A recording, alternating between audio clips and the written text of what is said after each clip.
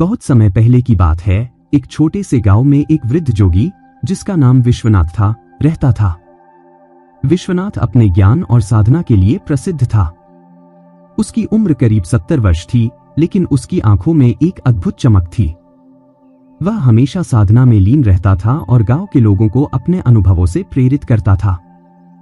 गांव के लोग उसकी बहुत इज्जत करते थे। वे अक्सर उसके पास जाकर सलाह लेने आते थे। विश्वनाथ ने अपने जीवन में कई कठिनाइयों का सामना किया था और उसने हमेशा दूसरों को सकारात्मकता और धैर्य के साथ जीने की प्रेरणा दी। गांव में एक युवा लड़का अर्जुन था जो विश्वनाथ से बहुत प्रभावित था। अर्जुन का सपना था कि वह एक दिन बड़ा आदमी बने, लेकिन उसके परिवार की आर्थिक स्थिति बहुत खराब थी। उसके पिता एक गरीब किसान थे और घर में खाने के लिए भी पैसे नहीं होते थे। अर्जुन ने ठान लिया था कि वह अपने परिवार की आर्थिक स्थिति को सुधारने के लिए किसी भी कीमत पर मेहनत करेगा।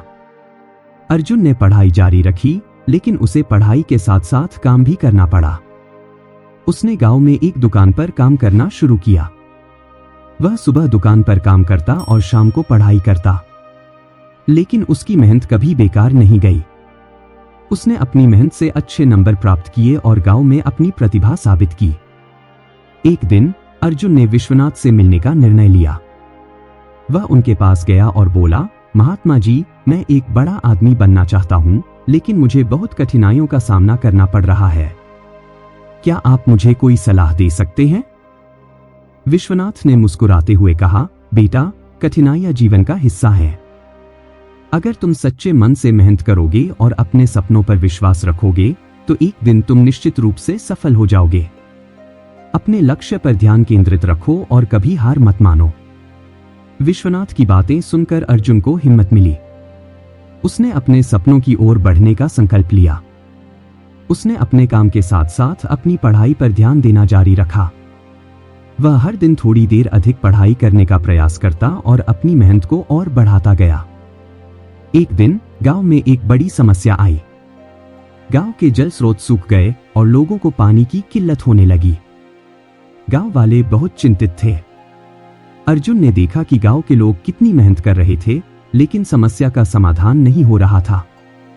उसने अपने मन में ठान लिया कि वह इस समस्या का समाधान निकालेगा। अर्जुन ने गांव वालों से कहा, हमें मिलकर एक तालाब बनाना चाहिए ताकि पानी की समस्या का समाधान हो सके। गांव वालों ने उसकी बात को ध्यान से सुना, लेकिन कुछ लोग संदेह में थे क्योंकि यह काम बहुत कठिन था। फिर भी अर्जुन ने हार नहीं मानी। उसने गांव के बच्चों और युवाओं को एकत्र किया और तालाब बनाने का कार्य शुरू किया। उन्होंने मिलकर खुदाई की और कई महीनों की मेहनत के बाद एक बड़ा तालाब बना डाला। जब तालाब भर गया तो गांव में खुशी की लहर दौड़ गई। अब गांव के लोगों को पानी की कोई कमी नहीं थी। अर्जुन ने अपने संकल्प को पूरा किया और गांव की समस्याओं को हल करने में सफल हुआ। गांव वाले उसकी सराहना करने लगे और उसे प्रेरणा का स्रोत मानने लगे। अर्जुन की मेहनत और विश्वनाथ की शिक्षा ने गांव में बदलाव लाया। लोग अब एक दूसरे के साथ मिलकर काम करने लगे और गांव में सामंजस्य बढ़ा। अर्जुन ने अपने परिवार की स्थिति भी सुधार ली और गांव के बच्चों को शिक्षा देने का काम शुरू किया। कुछ समय बाद अर्जुन ने फिर से विश्वनाथ से मिलने का निर्णय लिया। वह उनके पास गया और कहा, महात्मा जी, आपकी बातें और मार्गदर्शन ने मेरी जिंदगी बदल दी है।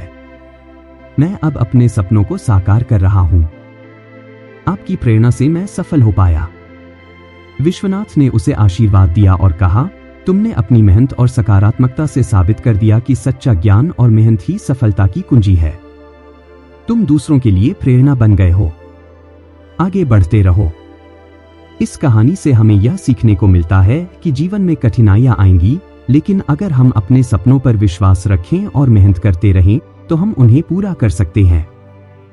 अपने अनुभवों और ज्ञान को साझा करना और दूसरों की मदद करना भी हमारी जिम्मेदारी है। एकता और संकल्प से हम किसी भी समस्या का सामना कर सकते हैं और सफलता प्राप्त कर सकते हैं।